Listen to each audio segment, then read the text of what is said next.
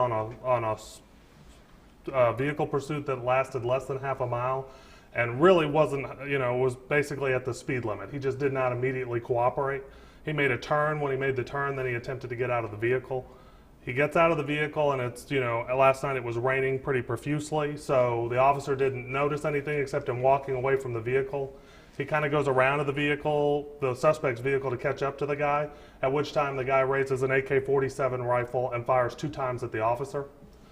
The officer, who had not exited his vehicle, decided his best course of action was to put his vehicle in reverse and backed up. He then loses sight of that suspect.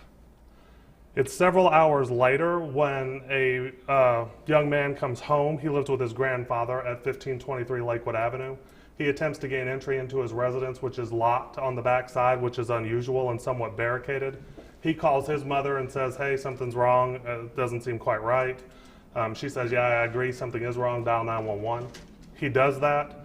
Responding officers come to the scene. He provides them with a key, and they enter through the front of the residence.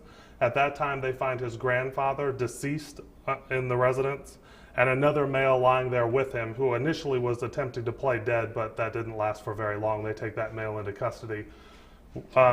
His name is Alfonso Cochran, date of birth 9/2 of 92. He was then transported down to Atlanta Police Headquarters, where he was interviewed. During the course of that interview, he made a statement stating that he was the person that had shot at the officer initially, and then later that he had killed the elderly male residents at Lakewood Avenue. Was he injured? Was Alfonso injured? Yeah, No, he was not. dead. Okay. He was just playing dead initially. In what room were the 2 found? I believe it was the front living room.